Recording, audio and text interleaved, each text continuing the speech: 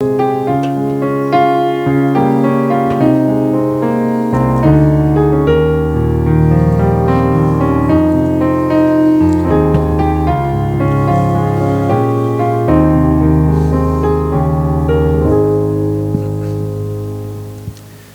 우리에게 주신 하나님의 말씀은 요엘서 2장 28절에서 32절 말씀입니다.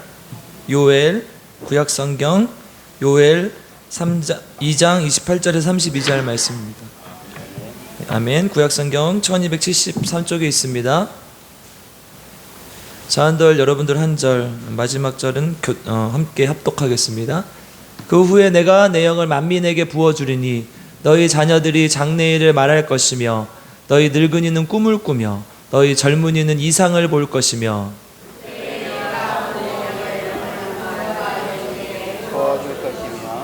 내가 이적을 하늘과 땅에 베풀리니 곧 피와 불과 연기 기둥이라. 날이 이르기 전에 해가 어두워지고 달이 핏빛같이 변하느니와 누구든지 같이 읽겠습니다. 시작. 누구든지 여호와의 이름을 부르는 자는 구원을 얻으리니 이는 나 여호와의 말대로 시온산과 예루살렘에서 피할 자가 있을 것이며 남은 자 중에 나 여호와의 부름을 받을 자가 있을 것임이니라. 아멘. 아멘. 오늘 우리 말씀을 통해 우리 모두에게 은혜가 있길 주님의 이름으로 축복합니다. 아멘. 사무실이 좀 바뀌었죠? 교육자실이 관심이 없어요? 이제 어떤 분은 와서 좋다고 하시는 분도 있고 어떤 분은 좀 그렇다고 하시는 분도 있는데, 좀 설명을 드리면 목사님이 이제 은퇴하시면 또 계실 곳이 있어야 되니까 이 안쪽으로 가셨어요. 그래서 이제 목사님 이제 단독으로 면담하시고 싶으신 분들 언제든지 목사님과 이렇게 개인적인 면담도 할 수 있고 그러시고요. 또 이제 교육자실이 사실은 저희들은 사무실이 없기 때문에 교육자들이 그걸 다 응대를 해야 되거든요. 근데 이제 주일날 이렇게 설교도 준비하고 또 기도하면서 준비하고 싶은데 이제 한 분은 본인은 한 번이잖아요 오면. 근데 우리는 10명 오시면 10분이거든요. 그러니까 조금 독립된 공간이 필요해서 이렇게 나눈 것이니까 그 뭐 성도들이랑 멀리 하려고 그러는 거 이거 아니라 오히려 이쪽이 더 훨씬 오픈되어 있잖아요. 그래서 이렇게 탁자에서 함께 할 수 있는 더 공간이 더 넓어졌기 때문에 그렇게 이해를 해주시고, 또 언제든지 교육제술에 오셔서 함께 하나님의 말씀을 또 나누고 또 고민이 있으시면 얘기하시고 또 기도 제목 특히 있으시면 부탁하시기를 주님의 이름으로 부탁드립니다. 아멘. 이해하시겠죠? 네. 오늘은 조금 성경에 앞서서 다른 얘기를 좀 하고 시작하려고 합니다. 동의보감 아시죠? 우리 몸에 대해서 우리 어떻게 하면 건강할 수 있는지에 대해서 얘기한 이제 허준이 쓴 책인데요. 동의보감이라는 책에 보면 이제 몸의 진면목을 4가지로 표현을 해요. 그러니까 뭐냐? 어떤 사람이 건강하신 것이 어떻게 하면 건강할 것인가 이걸 얘기하는 거겠죠. 첫 번째는 꿈, 두 번째는 목소리, 세 번째는 배변, 네 번째는 벌레라고 얘기를 해요. 좀 설명을 드리면, 꿈은 이제 우리가 어떤 꿈을 꾸는가에 따라서 인간의 건강함의 지표가 나타난다는 거예요. 우리 보통 뭐라고 말합니까? 꿈자리가 사나웠어. 꿈자리가 사나우면 어때요? 잠을 잘 잔 거예요? 못 잔 거예요? 못 자는 거죠. 그게 이게 지속되면 이제 건강을 잃게 되는 것이고, 이제 반대로 얘기하면 걱정이 생기면 잠이 안 오는 것이죠. 그럼 우리가 뭘 먹어요? 요즘 수면제를 먹고 유도하기도 하죠. 그러니까 사실 꿈이라는 것은 숙면에 대한 이야기를 하는 것이죠. 숙면을 잘 취하는 사람은 마음을 완벽하게 다스리는 사람이고, 이제 또 저기 도교에서는 도의 절대 경제에 이르렀던 이런 사람이라고 얘기를 하죠. 그러니까 당시 이제 조선 시대에서 이 꿈에서 제일 자유롭지 못한 사람이 누구일까요? 왕이에요, 왕. 왕은 항상 불안해요. 누가 자기를 죽일까봐. 그래서 우리 음식에 독을 탈까봐 이렇게 기미상궁이 먼저 먹게 하고, 그다음에 자기가 먹고. 우리 성경에도 있잖아요. 술 맡은 거는 장, 떡 맡은 거는 장. 이 사람이 무슨 일을 합니까? 왕이 먹을 음식을 먼저 먹어보는 거예요. 그래서 독이 있는가 없는가. 독이 있으면 자기가 먼저 죽는 거예요. 그러니까 정적들이 자기를 제거할까봐 불안한 거죠. 그러니까 잠이 잘 와요, 안 와요? 그러니까 정신병이 되게 많았어요. 우리 조선왕조 실록들을 보면 조선의 왕들이 이제 읽어보면 정신병이라고 기록하진 않았지만 이건 정신병의 수준에 가까운 사람이 너무 많아요. 우리 광해라는 영화가 있어요. 이제 광해군에 대한 일기를 이제 기록한 영화인데요. 보면은 막 번민을 해요. 난 왕을 하기 싫다. 그래가지고 바꾸죠. 서민하고. 그래서 똑같이 생긴 사람을 찾아가지고 바꾸는데, 그러면서 자기가 왕의 정체성을 찾아가는 이야기인데, 그만큼 왕의 자리가 스트레스 받고 힘들었던 자리라는 거죠. 그러니까 그 숙면을 취할 수 있는 사람이라면 행복한 사람인 거라는 거예요. 그 당시 제일 불행했던 사람은 왕이라는 거죠. 우리가 생각했을 땐 왕이 제일 행복할 것 같은. 두 번째는 목소리예요. 여러분, 제가 이렇게 말하는 게 멋있습니까? 이렇게 말하는 게 멋있습니까? 어떤 게 멋있어요? 그럼 제가 설교를 이렇게 하겠습니다. 여러분, 오늘 기분 좋으십니까? 이렇게 말하면 너무 목소리가 낮고 이렇게 중후한 사람 좋아하는 게 너무 당연한 거죠. 근데 이제 제가 계속 이렇게 얘기를 하면 좋아하겠어요, 안 좋아하겠어요? 안 좋아하겠죠? 이렇게 목소리는 사람의 매력을 나타내는 거, 또 목소리뿐만 아니라 그러니까 말과 말의 내용이 사람의 매력을 드러내고 그 사람의 건강함을 나타난다는 거예요. 그래서 우리도 보통 이제 제가 5분만 얘기해 보면 그 사람이 어떤 생각을 하고 있는지, 어떤 삶을 살아왔는지 대충 정확하게 일일이 다 다는 못 하겠지만 대충 알아요. 제가 전공이 그래도 명색이 심리학이잖아요. 심리학은 사람의 마음을 꿰뚫어 보는 그런 학문이 아니에요. 저는 사람의 마음을 꿰뚫어 볼 수 없어요. 대신 다만 사람의 행동을 연구하는 학문이에요. 그래서 이런 사람이 이런 행동을 하는 것은 이런 심리 상태 때문이구나. 그런 사람들을 조사해서 사회과학적 통계를 내놨어요. 그래서 여러분들이 어떤 행동을 해. 그러면 이분은 이런 삶의 궤적을 살아왔겠구나라는 것을 어느 정도 다른 배우지 않은 사람보다는 제가 더 많이 유추할 수 있겠죠. 그래서 제 앞에서 조심하셔야 돼요. 제가 다 알고 있어요. 네. 그러니까 그렇다는 거죠. 우리가 얘기를 하고 말의 내용 이런 걸 통해서 인간의 건강함을 드러낼 수 있다는 거. 또 여기서 이제 얘기하는 게 뭐냐? 음식이에요. 음식을 이게 음식의 입구잖아요. 그래서 잘 먹고 적당히 먹어야 된다는 거예요. 많이 먹어서 저처럼 절제를 못하면 어떻게 돼요? 이렇게 돼지가 되는 거예요. 그래서 절제를 해야 된다는 거예요. 이제 세 번째로 뭘 얘기하느냐? 배변을 얘기해요. 들어가는 것을 우리가 잘 배출해야 된다는 거예요. 특별히 음식뿐만 아니라 우리 안에 쌓인 독소들, 우리 안에 쌓인 것들을 잘 결별해야 된다는 거예요. 그래서 익숙한 것들과 매일매일 결별해야 된다 이렇게 말해요. 특별히 쓰레기 같은 감정들, 우리 안에 있는 남을 미워하고 남을 저주하고 헐뜯고 또 괜히 싫은 이런 감정들을 매일매일 배출해야 된다는 거예요. 여러분, 그거 배출하지 않으면 어떻게 돼요? 병이 된다는 거예요. 화병이 난다고 그러죠. 그래서 우리는 이걸 뭘로 해요? 매일매일 기도하잖아요. 내가 미운 사람이 있으면 주님 용서하게 하십시오. 미워하지 않게 해주십시오. 그래서 이제 동의보감을 가장 잘 써놓은 평론가가 있는데 고미숙이라는 교수님이신데 이제 뭐라고 얘기했냐? 자의식 과잉의 시대다. 자의식이 너무 강하다는 거예요. 나만 중요하고 나만 잘났고 나만 생각하는 거예요. 다른 사람을 말을 듣지 않는. 그래서 이제 그 교수님이 얘기하는 거 들어보면 제발 다른 사람 말 좀 들으라는 거예요. 우리가 잘 안 듣는 사람 말이 누구 말이에요? 엄마 말씀, 남편 말, 아내 말, 그렇잖아요. 제일 잘 들어야 되는 안 듣는 좀 들으라는 거예요.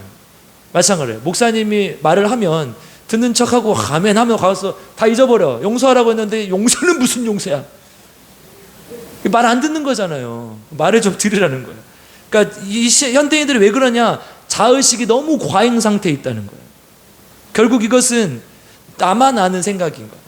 이게 뭘로 연결이 되냐? 욕망이랑 연결이 돼요. 욕망을 품게 되고, 그래서 그것은 스트레스가 되고 결국 몸이 아프게 돼요. 이게 몸에 이제 소외 현상이라고 나타나는 거죠. 이 세 가지를 우리가 종합해 보면요, 결국은 뭐냐? 잘 자고 잘 먹고 잘 싸야 된다. 그거잖아요. 그렇죠? 근데 이 중심에 뭐가 있어요? 마음이 있는 거예요. 마음을 잘 다스리면 잘 잘 수 있고, 마음을 잘 다스리면 잘 쌀 수 있고 잘 먹을 수 있다라는 거예요. 여러분, 스트레스 너무 많이 받으면 뭐라 그래요? 밥맛도 없어 그러잖아. 그 인간 생각하면 밥맛이 없어 그러잖아요. 그래서 이제 뭘 얘기하냐? 내 마음에 있는 아까 독소를 제거하고 욕망을 제거하고 덜어내라는 거예요. 덜어내. 우리 요즘 이제 몇 년 전에 유행했던 건강법이 있어요. 뭐였냐면 마이너스 건강법이 있었잖아요. 그렇죠? 그게 이미 이제 동의보감에서 얘기를 했던 덜어내라는 거예요. 욕심을 덜어내고 음식을 덜어내고 이 살을 덜어내라는 거예요. 더 하면 더 일찍 죽어요. 더 일찍 죽고 싶으세요?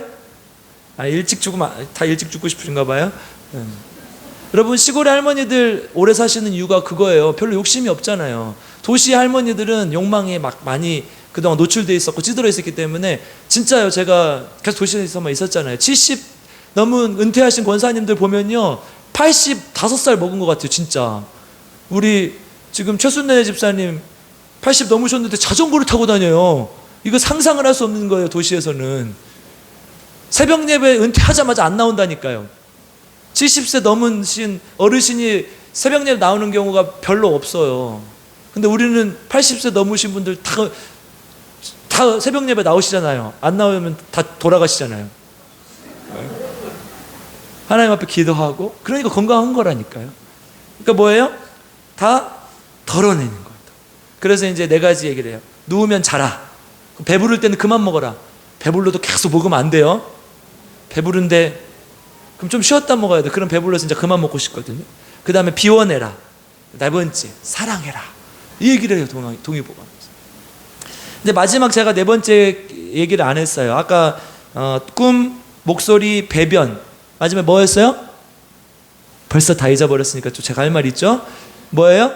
벌레였어. 벌레. 이 벌레가 뭐냐? 우리 몸 안에는 삼시충이, 그러니까 막 이 안에 많잖아요. 이렇게 소화 효소도 있고 기생충도 있고 엄청 많잖아요. 이런 것들이 다 작용을 하는데 그 중에 삼시충이라는 벌레가 있다는 거예요. 이 삼시충이 뇌에 들어가서 마음을 조정해요. 삼시충에 지배당하면 항문과 탐구를 외면하고 식욕과 성욕이 왕성해진다. 그러면 식욕이 좋은 사람, 또 성욕이 왕성해진 사람, 이거 삼시충의 지배를 받고 있는 거예요. 내 안에 지금 벌레가 나를 지배하고 있는 거예요. 누구예요? 다 자기라고 지금 난가? 근데 이게 딱 현대인들의 모습이거든요. 그러니까 덜어내려는 거예요.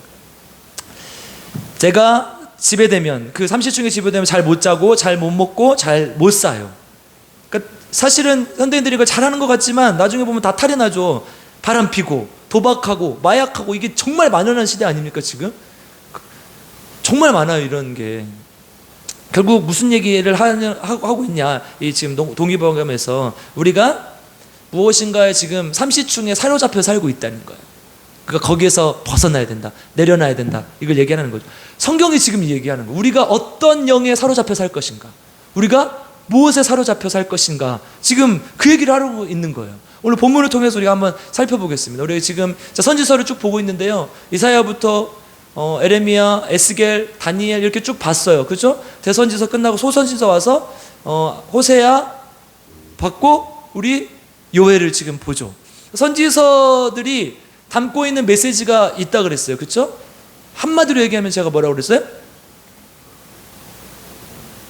감사합니다. 잊어버려 주셔서.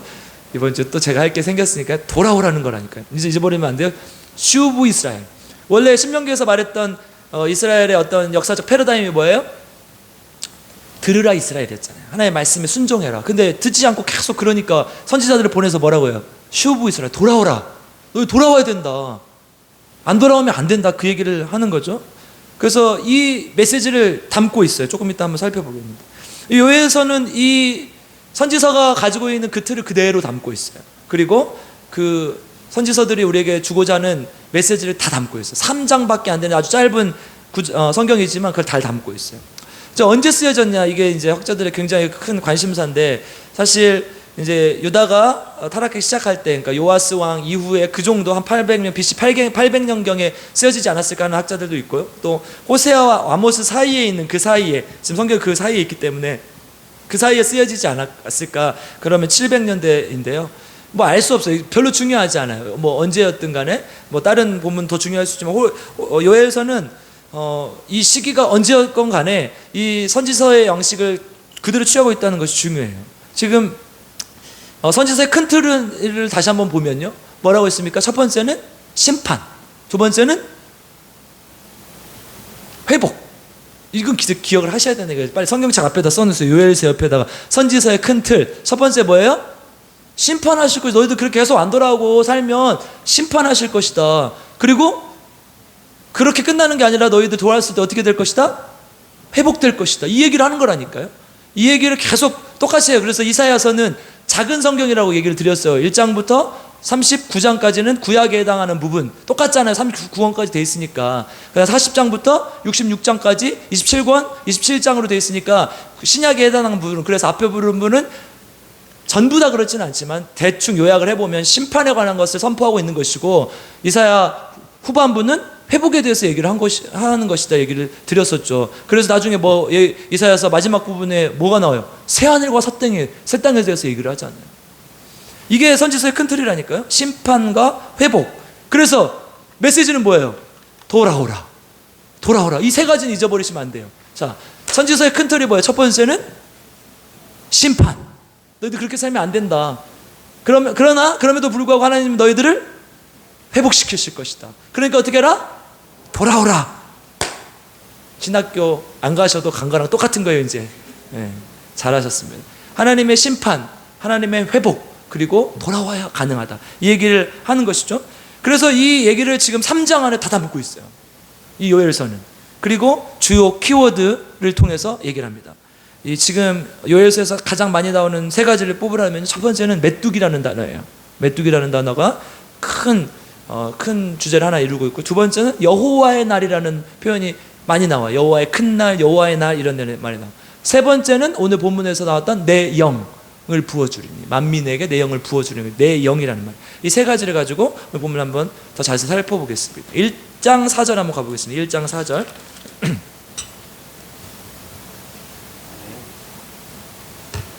자, 1장 4절 함께 읽겠습니다. 시작. 숭이가 담긴 것을 메뚜기가 먹고. 안 돼요. 혼자보다 목소리가 작으면 안 된다니까. 다시 한번 읽겠습니다. 시작.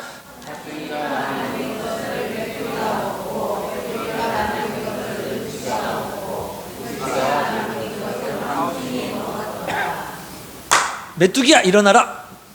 너희 자면 메뚜기다 막 이렇게 하는 게 아니라, 지금 메뚜기, 황충, 느치, 팥중이, 이게 뭐예요? 다 메뚜기 종류예요. 메뚜기가 먹었던 것을, 팥중이가 먹었던 것을 메뚜기가 먹고, 메뚜기가 남긴 것을 느치가 먹고, 느치가 남긴 것을 또 황충이 먹었다, 이렇게 얘기를 하는 거예요. 뭐예요? 이민족들이 쳐들어와서 그렇게 이스라엘을 갉아먹었다는 거예요. 2장 20절로 한번 가볼게요. 2장 20절 같이 읽겠습니다. 시작. 내가 북쪽 군대를 너희에게서 멀리 떠나게 하여 메마르고 적막한 땅으로 쫓아내리니 그 앞에 부대는 동해로 그 뒤에 부대는 서해로 들어갈 것이라. 여기까지만 읽을게요. 북쪽 군대라고 했어요. 이스라엘의 북쪽이 어떤 나라들이 있어요? 아수르, 바벨론, 페르시아, 나중에 이제 헬라, 그리고 로마, 이런 나라들 다 북쪽에서 왔거든요. 예전에 우리가 적이라고 생각했던 민족은 밑에 있었어요. 애굽이었어요. 남쪽에 있었어요. 그런데 이제 북쪽의 나라들이 강성해지기 시작하면서 하나는 황충기처럼, 하나는 메뚜기처럼, 하나는 팥중이처럼, 하나는 느치처럼 온다는 거예요. 그 메뚜기 떼가 여러분 한번 지나가고 나면 어떻게 돼요? 완전히 다 초토화가 되잖아요. 그렇죠? 그런데 하나하나 보면 뭐예요? 결국은 메뚜기라는 거예요. 지금 하나님께서 지금 말씀하시는 것은 그것이 너희들을 심판할 것이지만 사실 두려워할 것 없다. 그 안에 내포된 의미는 메뚜기라는 거예요. 메뚜기. 이스라엘 상황은 어땠습니까? 1장 5절로 가보겠습니다. 팥중이가 먹고 간 걸 다 나머지들이 지금 먹고 있는데 5절 읽겠습니다. 시작. 취하는 자들아 너희는 깨어 울지어다. 여기까지만. 8절 읽겠습니다. 시작. 너희는 처녀가 어렸을 때 약혼한 남자로 말미암아 굵은 배로 동이고 애곡함같이 할지어다. 11절. 농부들아 너희는 부끄러워할지어다. 13절이요. 제사장들아 너희는 굵은 배로 동이고 슬피 울지어다. 여기까지. 여러분, 이게 무슨 말이에요? 취하는 자들아, 이스라엘 백성들이 취해 있다는 것이고요. 처녀들아, 처녀들이 지금 아주 이렇게 난리가 났다는 것이고요. 그 다음 농부들아, 농부들이 지금 황폐해진 거예요. 경작할 땅이 없는 거예요. 그리고 제사장들아 너희 슬피 울어라. 너희들이 지금 사역할 곳이 없고 지금 굵은 베옷을 입고 누워야 된다. 소제와 전제를 드릴 하나님의 성전이 없어졌다. 지금 그 얘기를 하는 거죠. 사실 나중에 이것이 다 성취되지 않습니까? 뭐예요? 이스라엘 성전이 다 무너지고 성벽도 다 회파되고 그렇게 되잖아요. 그러니까 지금 요엘은 이것이 다 일어난 것처럼 이스라엘 백성들에게 경고하고 있는 거예요. 가장 심각한 건 뭐예요? 제사장들아. 이게 제일 심각하죠. 여러분, 성도들이 아무리 타락해도 목사들이, 교육자들이 깨어 있으면 끌고 갈 수 있는 거 아닙니까? 그런데 지도자들이 타락하면 방법이 없는 거예요. 여러분, 우리 이 사무엘상 2장에 보면 한번 가볼까요? 2장 1절 한번 가볼까요? 사무엘상 2장 1절.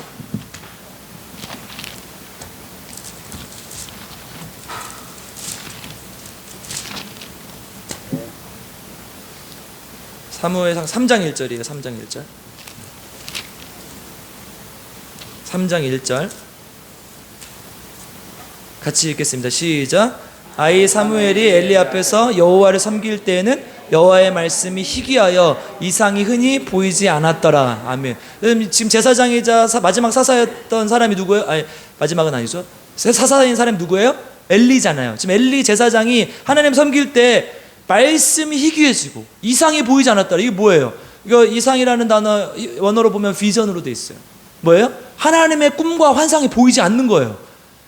교육자가 있으면서 사역자가 있음에도 불구하고 하나님의 꿈과 환상이 보이지, 이것만큼 심각한 상황이 어디 있습니까? 그래서 잠언에 보면, 잠언 29장 18절에 보면 묵시가 없으면 백성이 방자에 행한다고 그랬어요. 이 이상이라는 단어랑 그 지금 잠언의 29장에 그 묵시라는 단어가 같은 단어예요. 하나님의 비전이 보이지 않는 거예요. 하나님께 기도해도, 제사장이 하나님께 기도해도 하나님의 비전이 보이지 않아요. 그래서 사무엘아 사무엘아 부를 때 엘리가 들었어요? 못 들었어요? 못 듣잖아요. 사무엘만 듣고 이게 무슨 소리냐면, 그래서 엘리 제사장이 너 그렇게 했을 때 하나님 앞에 내가 여기 있나이다 하고 들으라고 얘기를 하잖아요. 이게 얼마나 창피하고 부끄러운 일입니까? 교육자가 그걸 듣지 못해요. 하나님의 말씀 음성을 듣지 못해요. 그러면 끝난 거예요. 그 교회, 그 사회는 끝난 거예요. 지금 그런 상황인 거예요. 여러분, 그러니까 어떻게 해야 돼요? 저를 위해서 기도 많이 해주셔야 돼요. 여러분, 제가 하나님 앞에 말씀으로 깨어있고 기도로 깨어있을 수 있게 정말 기도 많이 해주셔야 돼요. 아멘. 목사님 자주 말씀하시잖아요. 성도들이 교육자들 만드는 거다. 여러분들을 제가 만들기도 하지만 여러분들이 저를 만들기도 하는 거예요. 여러분, 성도들은 어떻습니까? 성도들이는 뭐 얼마나 믿음이 좋습니까? 요즘 비슷해요. 그 서울 양화진에 가면 선교사 묘역이 있어요. 한국 교회를 이렇게 선교했던 분들의 묘역들이 있어요. 그럼 이제 가서 보면 참 안타까워요. 뭐 아내가 먼저 죽고 아이들이 죽고, 꼭 보면은 약자들이 먼저 죽더라고. 그러니까 와서 이제 풍토병에 걸려서 많이 죽어서 선교사 부인들이, 또 선교사님도 또 그렇게 죽기도 하고 순교를 당하기도 하고. 그런 사람들, 이렇게 그런 분들을 다 양화진 선교사 묘역에다 모셔놨어요. 그런데 이제 그 중에 블레어 선교사라는 분이 있어요. 거기에 뭐라고 써있냐, 제가 이제 가서 보니까 골드 인 마인드라고 썼어요. 뭐냐, 보니까 조선 사람들의 마음에 골드가 있는 거예요. 정금 같은 신앙이 있었다는 거예요. 그 당시. 그걸 보면서 제가 막 울었어요. 우리한테 이런 신앙이 있었는데 우리 왜 이렇게 됐지? 우리는 왜 이렇게 타락해버렸지? 이런 생각이 들더라고요. 여러분, 우리 지금 그래요. 금광에 금이 있는 것이 아니라 조선 사람들의 마음에 그 금이 있었다, 이렇게 얘기를 해요. 여러분, 우리의 마음속에 뭐가 있습니까? 금이 있습니까? 정말 하나님의 마음이 있습니까? 그거 고민해 봐야 된다. 교육자도 고민해 봐야 되고 우리 성도들도 고민해야 된다는 거예요.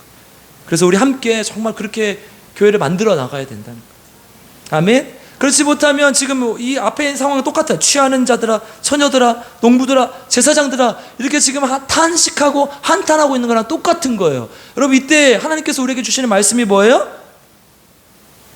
1장 15절 가겠습니다. 요엘에서 1장 15절.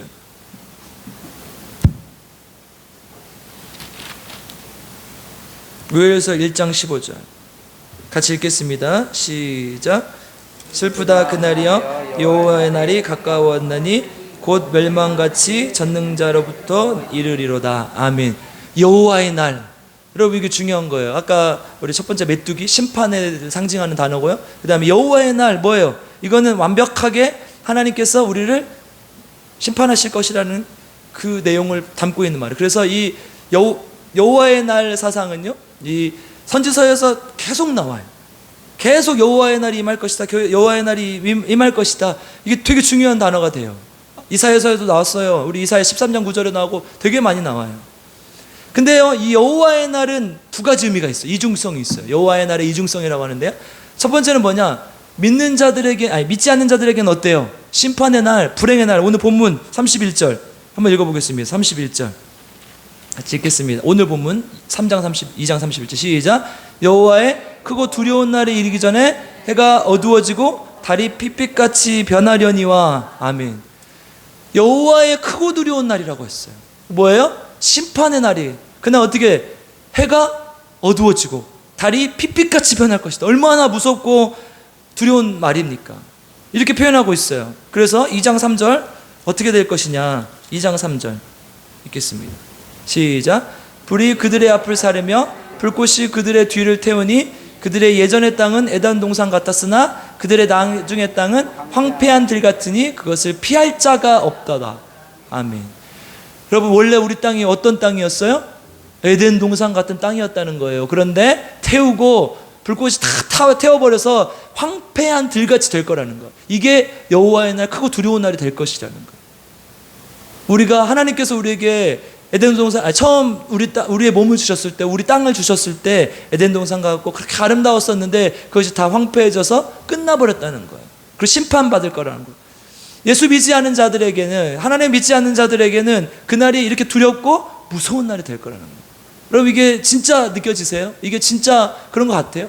그렇지 않으면 우리가 선지서를 읽을 필요가 없어요. 이게 위기감으로 다가와야 된다니까. 내가 이렇게 살아도 될까? 내가 이렇게 지금 신앙생활로 있는 게 맞는가? 이 위기감이 느껴지지 않으면 우리가 이 선지서를 백날 읽어봐야 소용이 없다는 거예요. 맨날 똑같은 얘기, 맨날 똑같은 말, 이렇게 되는 거예요. 하루라도, 한 번이라도 하나님께서 내 마음을 딱 터치해 주셔서 하나님께서 나에게 깨달음을 주시는구나, 하나님께서 나에게 내 마음을 만져주시는 거, 이거를 알 수 있어야 된다는 거예요. 와서 맨날 다른 생각하고 졸고 그러면 아무 소용없다는 거예요. 옆 사람 한번 보겠습니다. 너 지금 졸면 메뚜기야. 자, 너 지금 뭐 졸면 메뚜기야. 지금 졸면 안 돼요. 지금 메뚜기 되는 거예요. 아, 진짜 그랬잖아요. 지금 메뚜기, 팥중이, 황충이, 느치, 이게 안 좋은 메뚜기들은 다 갖다 붙여놨어요. 그런 거라니까요. 그래서 어떻게 하라는 거야? 진짜 우리에게 주시는 메시지가 뭐예요? 너희들 하나를 안 했네요. 그래서 하나님 믿지 않는 자들에게는 어때요?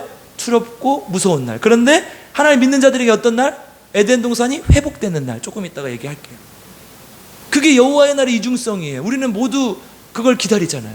여러분, 예수님께서 이 땅에 오셔서 복음을 전파하실 때 하나님 나라를 뭐에 표현했어요?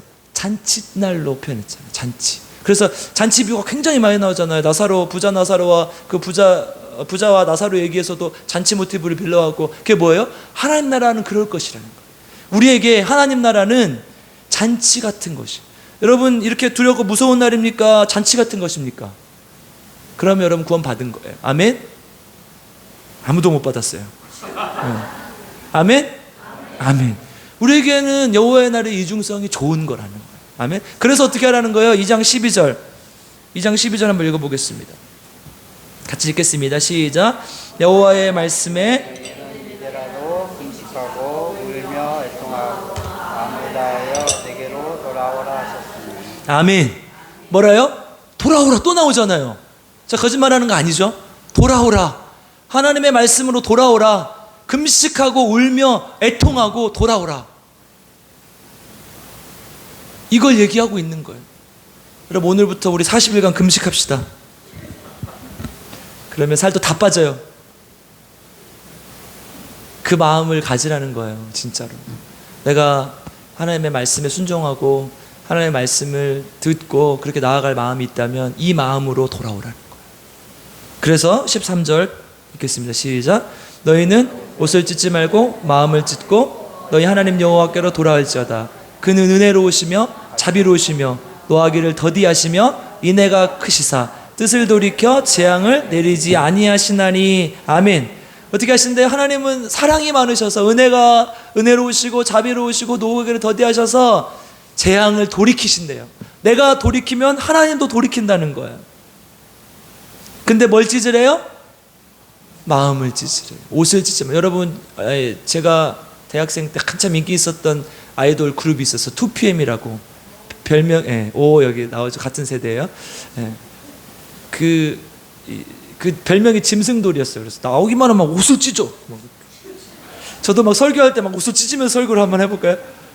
그래서 몸을 좀 안 될 것 같아요. 사람들이 시험 들 것 같으니까 몸을 좀 키워서 옷을 찢겠습니다, 제가. 근데 옷을 찢지 말고 뭘 찢으래요? 마음을 찢으라. 내 마음을 찢으라는 거예요. 내 마음에 더러운 것이 있으면 아까 배변하듯이 비워내고 내 안에 악한 것이 있으면 찢어버리라는 거예요. 그래서 계속 이 선지서에서 계속 말하는 게 뭐예요? 마음에 할례를 받으라. 이 우리의 몸의 포피를 벗겨내듯이 마음의 포피를 다 벗겨내라는 거예요. 어디에요? 마음에. 여러분들 안에 남을 판단하고 지적하고 정죄하고 남을 싫어하고 미워하고 힘든 마음이 있으면 그거 다 벗겨내라는 거예요. 아멘. 그래야 하나님께 돌아오는 것이고 하나님께서 뜻을 돌이킨다는 것입니다. 그래서 오늘 본문에 뭐라고 표현해? 28절 같이 읽겠습니다. 같이 읽겠습니다. 시작.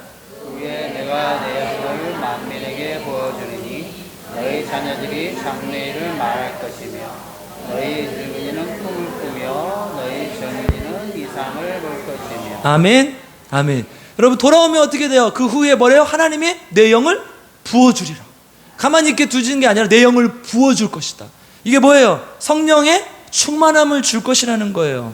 그래서 너희들의 자녀들이 장래일을 말하고 늙은이가 꿈을 꾸고 젊은이들이 이상을 볼 것이다. 여기 나왔잖아요. 아까 우리가 찾아봤던 단어, 보이지 않았던 이상. 하나님의 비전이 내 눈에 가려져서 내 것만 찾아서 자의식이 과잉 상태였기 때문에 나만 보이던 그게 다 사라지고 뭐가 보이는 거예요? 이제 하나님의 비전이 보이는 거예요. 여러분 제가 전에 말했지만 비전이 뭐예요? 비전. 내가 내 꿈을 마치 비전으로 착각하는데 그게 아니라니까요. 비전은 뭐예요? 시야, 보여지는 거예요. 누가 보여주시는 거예요? 하나님이 보여주시는 거예요. 하나님이 보여주시는 게 비전이에요. 하나님의 나라를 보여주시고 우리 교회를 통해서 일하실 것을 보여주시고 이 회복될 것을 보여주시고 이게 비전이라는 거예요. 내가 커서 의사가 되고 내가 커서 목사가 이게 비전이 아니라 하나님께서 우리에게 회복시키실 것을 보여주고 하나님께서 우리를 통해서 일하실 것을 보여주는 것, 이게 비전이라는 거예요. 이게 회복될 거라는 거예요. 내 영이 부어주리니, 내 영을 너희에게 부어주리니 그 영을 통해서 너희들이 회복될 것이다. 너희들의 비전이 보일 것이다. 그러고 뭐라고 합니까? 32절 읽겠습니다. 32절 시작. 누구든지 여호와의 이름을 부르는 자는 구원을 얻으리니. 아멘. 누구든지 여호와 이름을 부르는 자는 구원을 얻을 것이다. 여러분 여기에 진짜 중요한 것들이 다 담겨 있어요. 우리 로마서 10장에 똑같이 나오잖아요. 이 구절을 인용한 거죠. 그러니까 이스라엘 백성은 이방인에게 복음을 선포하고 한 게 바울 때에 가서 그런 게 아니라 이미 하나님은 이미 다 예정을 하셨다는 거예요. 만민에게 전할 복음, 그리고 만민에게 영을 부어주는, 여기 방금 우리 28절에서 여러분들 주목하지 못했던 단어가 있을 텐데 그게 만민이에요. 내 영을 누구한테 보여줘요? 우리가 나만이 아니라 만민에게 부어주겠다는 거예요. 누구예요? 누구든지 예수님 여호와를 부르는 자에게, 그런 사람에게 구원이 있을 것이다. 여러분 그럼 이스라엘은 누구예요? 이스라엘에게 돌아오라고 촉구하고 있는데 진짜 이스라엘은 누구예요? 주님을 여호와라고 부르는 자, 하나님이라고 부르는 자가 이스라엘이라는 거. 우리 로마서 10장 13절로 가보겠습니다.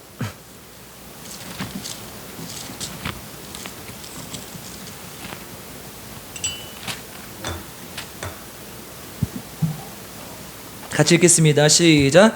누구든지 주의 이름을 부르는 자는 구원을 받으리라. 아멘.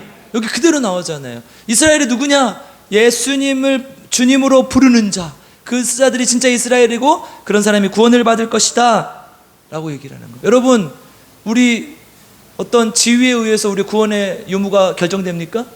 아니면 내가 돈의 많고의 적음에 따라서 구원의 유무가 결정됩니까? 그렇지 않아요. 하나님을 주님으로 고백하는 자에게 구원이 임할 것이라는 거예요. 아멘. 어떻게 해야 되느냐? 17절, 로마서 10장 17절 같이 읽겠습니다. 시작. 그러므로 믿음은 들음에서 나며 들음은 그리스도의 말씀으로 말미암았느니라. 아멘. 어떻게 해야 돼요? 말씀을 들어야 된다는 거예요. 지금 설교를 들으라는 뜻이 아니에요. 16절 읽어볼게요.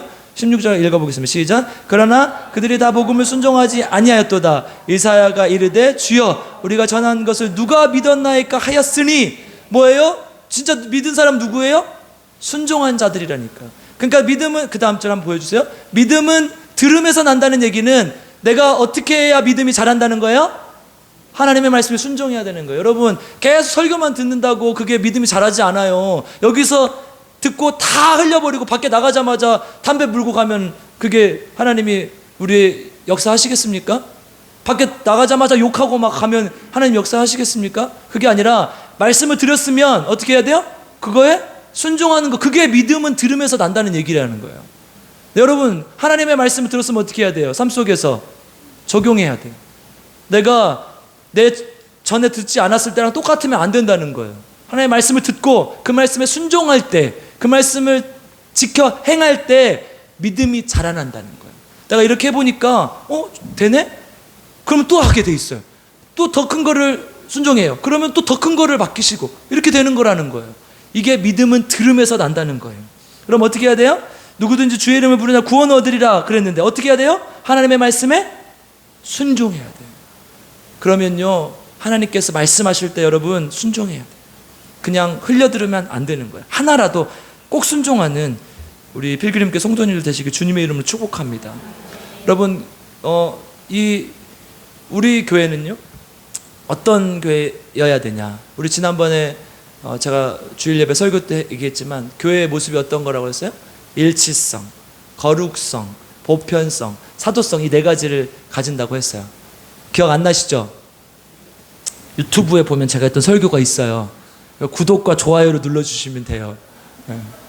아직 안 하신 분 있어요? 그러면 이제 설교 올라갈 때마다 오니까 또 이렇게 같이 듣고 함께 비전을 나눴으면 좋겠습니다. 그래서 뭐예요? 세 번째가 뭐예요? 보편성이라는 건 뭐예요? 모두에게 똑같다는 거예요. 모두에게 똑같다는 거예요. 어떤 사람한테는 좋고 어떤 사람은 나쁘고 그런 게 아니라 모두에게 똑같다는 거예요. 하나님의 말씀에 순종한 모든 사람에게 똑같다는 거예요. 여러분들 어떻게 해야 되겠어요? 그러면 우리가 하나님의 말씀에 순종하는 교회.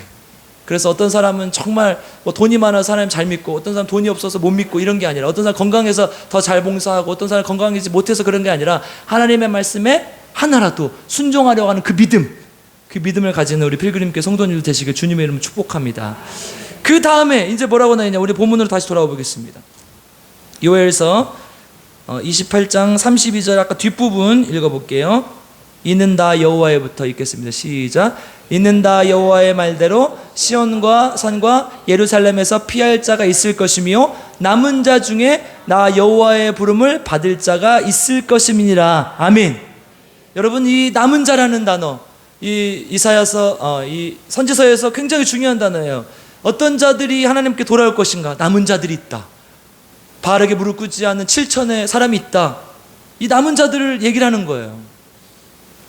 여러분 이거는 뭔가 훌륭하고 특별하고 그런 사람이라는 뜻이 아니에요. 하나님을 잘 믿고 하나님의 말씀에 순종하는 자라는 뜻이에요. 이 남은 자. 그런데 중요한 건요.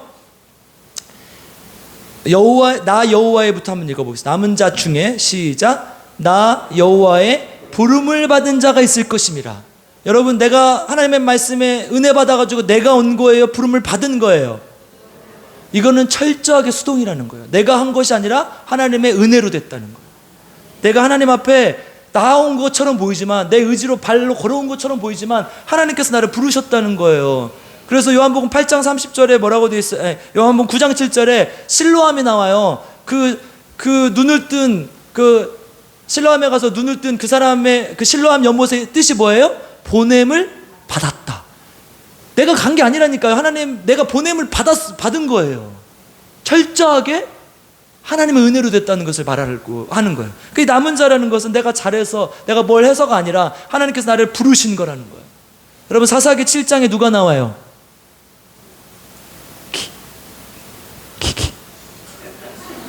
기드온이 나오잖아요. 사사기 7장에 기드온이 나와요. 기드온의 우리 300용사라고 얘기를 해요. 그렇죠? 근데 여러분 보면요. 그 사람도 용사 아니에요. 한번 읽어보세요. 나중에 기드온도요. 사실은 나 하나님 나 표징을 보여주지 않으면 나 믿지 못하겠으면 막 때를 징징 써요. 그 나중에 어떻게 해요? 나중에 딸도 막 바친다고 그러고 막 이상한 얘기를 해요. 보면 기드온이 용사가 아니라니까요. 나쁜 말로 하면 좀 찌질이에요. 근데 어떻게 하나님이 불러서 쓴 거예요. 기드온의 300용사 용사 아니에요. 용사라는 말 있지도 않아요. 여러분 그 사람들 처음에 32,000명에서 10,000명으로 줄이고 10,000명에서 3,000명으로 줄였습니까? 5,000명으로 줄이고 그 다음에 300명으로 줄이는데 그때 마지막에 어떻게 해요? 개처럼 핥아먹는 자들을 분리해라 그러잖아요. 여러분 자세가 중요한 게 아니라 개처럼 핥아먹는 자를 분리해요. 그 사람들이 300명이에요. 말 자체가 이상하잖아요. 개처럼 핥아먹는 자를 왜 분리해요? 그 뭐예요? 그 사람들이 훌륭해서 분리한 게 아니라는 거예요. 하나님께서 그냥 부르셨기 때문에 철저하게 은혜로 된 사람들이라니까요. 이게 우리예요. 여러분 우리가 뭘 잘해서 남은 자가 아니라니까요. 하나님께서 철저하게 부르셨기 때문에 은혜로. 그러니까 뭐예요? 우리 겸손해질 수밖에 없어요. 교만해질 수 없어요. 그 누구도 다 똑같아요. 하나님 앞에. 하나님께서 철저하게 은혜로 부르셨기 때문에. 아멘. 그래서 결국 어떻게 해요? 우리에게 그 은혜로 우리를 회복시켜 주신다는 거. 2장 18절 한번 읽어보겠습니다. 2장 18절부터 20절까지 다 회복에 관한 내용인데요. 18절만 읽어보겠습니다. 시작. 그때 여호와께서 자기 땅 극진히 사랑하시어 그의 불성을 불쌍히 여기실 것이라. 아멘. 극진히 사랑하시오. 여러분, 우리가 지난번에 우리 박완호 목사님 말씀하셨던 이 구약 성경에서 한 5개 정도 히브리어 원어는 외워놔야 될 게 있는데 그 중에 하나 헤세드라는 단어예요. 헤세드. 하나님의 자비와 사랑, 긍휼을 나타낼 때 이 헤세드라는 단어를 쓴대요. 이제 우리 토부 좋았더라 이런 단어들, 그리고 뭐 야다, 알다라는 단어, 이런 단어들 꼭 알아둬야 되는데 그 중에 하나예요. 뭐예요? 헤세드. 하나님의 놀라운 은혜와 사랑. 여러분, 하나님께서 우리에게 회복을 약속하는 건 방금 말씀드렸듯이 내가 뭘 잘해서가 아니라는 거예요. 뭐예요? 온전히 이것 때문이라는 거예요. 하나님께서 우리를 극진히 사랑하시죠. 그냥 사랑하는 게 아니라 극진히 사랑하시죠. 왜? 자녀니까. 자녀는 뭘 잘해서 예쁘지 않아요. 그냥 못해도 걱정이 되고, 아, 얘가 잘 됐으면 좋겠고, 얘가 뭘 했으면 좋겠고, 그렇잖아요. 얘가 뭐 꼭 대통령이 돼야 예뻐요? 그런 아이들 나중에 보면 잘못 자라요. 부모한테 잘하는 사람 한 명도 없어요. 여러분, 제가 키워보니까, 신방하다 보니까요, 아이들한테 하지 말아야 될 말이 있어요. 미안하다, 이 말 하면 안 돼요. 내가 뭘 못해줘서. 낳아줬으면 됐지. 잘 길러줬으면 됐지. 뭘 더 해줘요? 지가 알아서 해야지, 이제. 그렇게 그 말 하려면 건물 한 5개는 갖고 있어야 돼요. 그럼 그 말 해도 돼요. 우리는 부모의 그냥 그 사랑만으로도 충분한 거예요. 여러분, 나중에 아이들 망치는 길이 엄마가 못해줘서 미안해 이런 말 하면 안 돼요. 절대로. 제가 삐뚤어진 아이들 보니까 그래요. 그냥 사랑해주는 것으로 족하다니까요. 나는 내 최선을 다해 내 능력껏 너를 사랑해줬어. 하나님께서 나에게 주신 분목대로 너를 사랑해줬어. 더 어떻게 해요? 없는데. 우리 아버지도 건물주가 아니었는데. 그렇잖아요. 그게 뭐예요? 하나님께서 우리를 극진히 사랑하셨어요. 우리도 그렇게 사랑하라는 거예요. 그래서 그러니까 이 모든 회복의 필요 충분 조건이 뭐예요? 사랑이라는 거예요. 여러분, 하나님께서 우리를 극진히 사랑하셨기 때문에 우리의 회복을 약속하시는 것입니다. 우리 삶에 혹시나 잘못된 것, 아픔, 고통이 있으면 뭐가 있어야 돼요? 극진한 사랑이 있으면 돼요. 그러면 회복되는 거예요. 아멘. 그래서 요엘의 뜻이 뭐냐? 여호와는 하나님이시다. 여러분, 이걸 통해서 우리가 고백할 수밖에 없는 것은 우리 여호와 하나님만이 진짜 하나님이다. 아멘. 그 고백하면서 하나님께 나아가는 우리 필그림교 성도님들 되시길 주님의 이름으로 축복합니다. 함께 찬양하겠습니다. 우리 내 영을 부어주린 여러분, 거기서부터 시작되는 거예요. 하나님께서 내가 하는 게 아니라니까요. 하나님이 영을 부어주셨을 때, 성령이 내 마음속에 임했을 때 하나님 안에서 회복이 일어나고 하나님께 나아갈 수 있을 줄 믿습니다. 우리 함께 성령의 오심을, 내 안에 성령을 부어주심을 기대하며 찬양하겠습니다.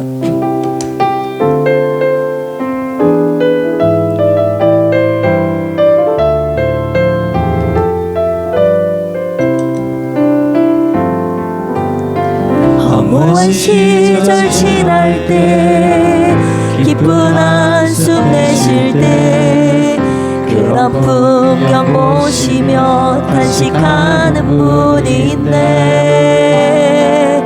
보와 같이 너희를 버려두지 않으리. 내가 너희와 영원히 함께하리라.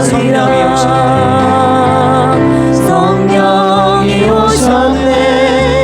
성령이 오셨네.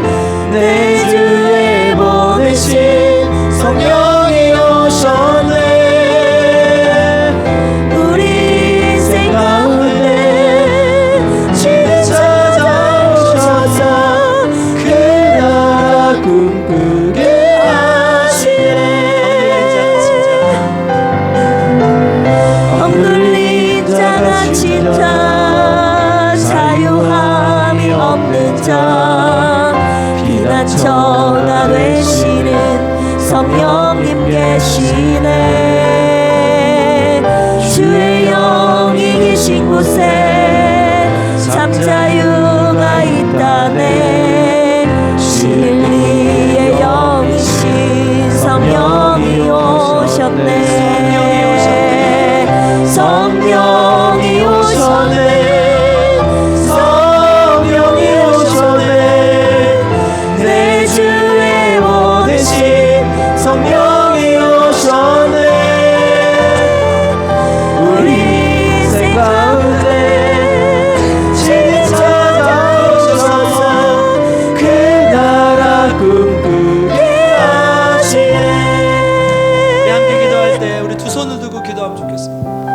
새벽마다 제가 여러분들 다 가신 다음에 이렇게 손을 들고 기도해요. 뭐라고 기도하냐?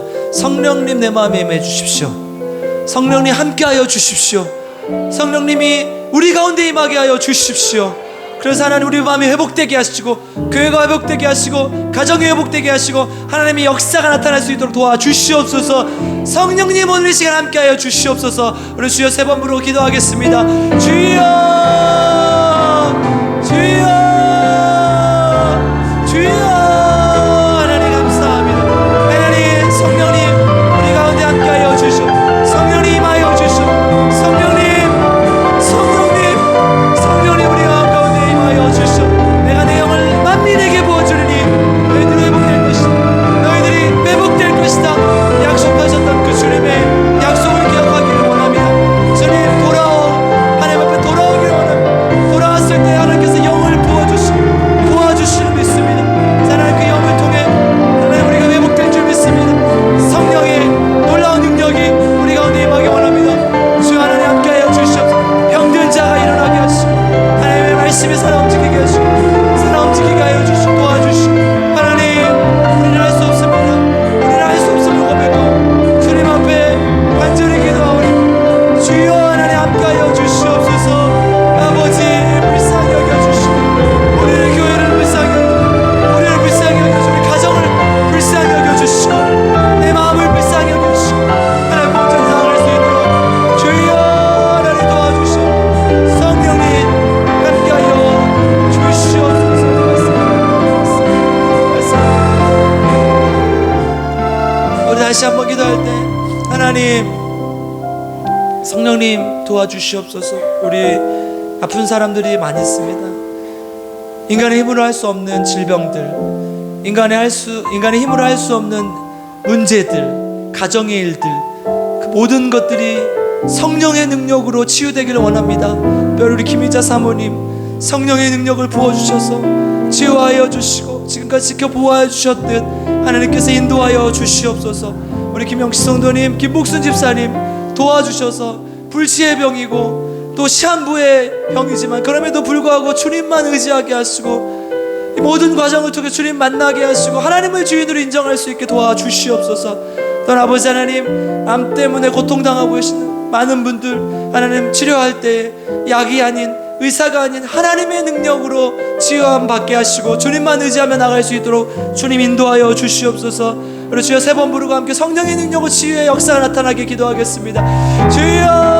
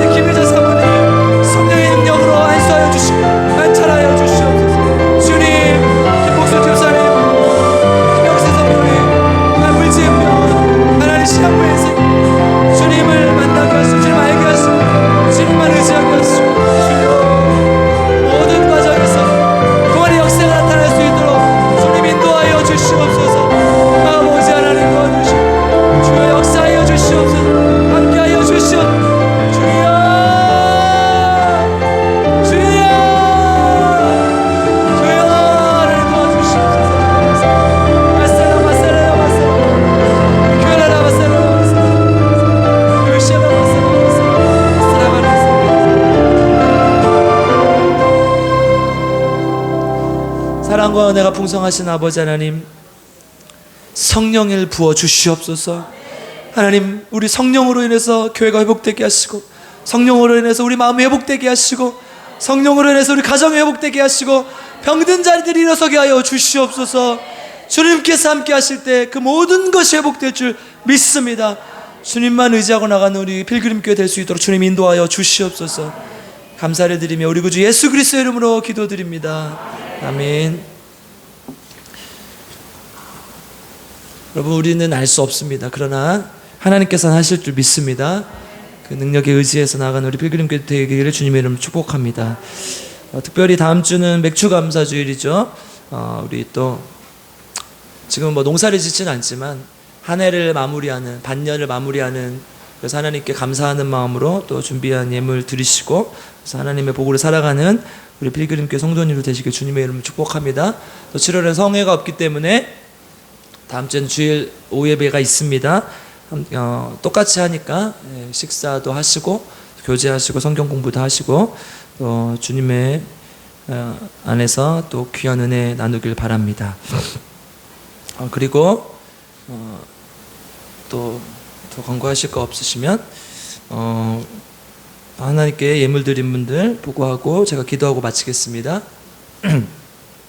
소래한수 집사님 감사헌금, 최현식 성도님, 최술래 집사님, 김경만 한수 집사님, 김학섭 집사님, 유성진 집사님, 김수현 성도 내외, 윤원구 유진아 성도 내외, 이정희 만수 집사님, 강현희 집사님, 현다빈 집사님, 현다혜 집사님, 주님 나의 생에 영의 사람과의 만남만이 이루어지게 하옵소서. 정정숙 전사님, 허순애 한수 집사님 11조 헌금, 최순래 집사님 주정헌금, 김예아 어린이 11조, 강현희 집사님 11조, 현다혜 집사님, 장정수 전사님, 김경진 목사 11조 드렸습니다.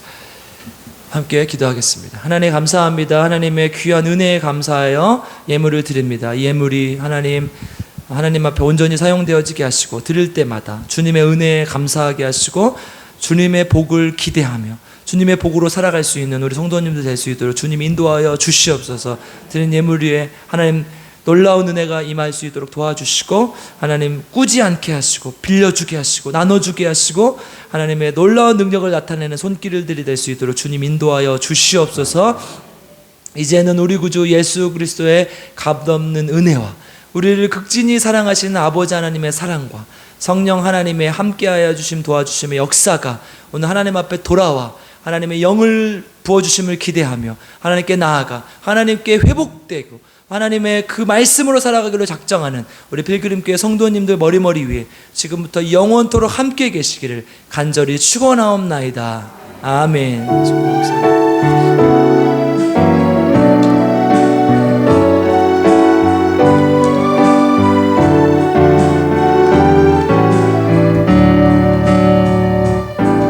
내가 갈 수 없는 길로 가장 좋은 길로 날 인도하시네. 내가 할 수 없는 일도 나의 주가 이루시네. 가장 좋은 것을 주시는 하나님, 내 생각보다 내 계획보다 더 좋은 것을 주시는 주님,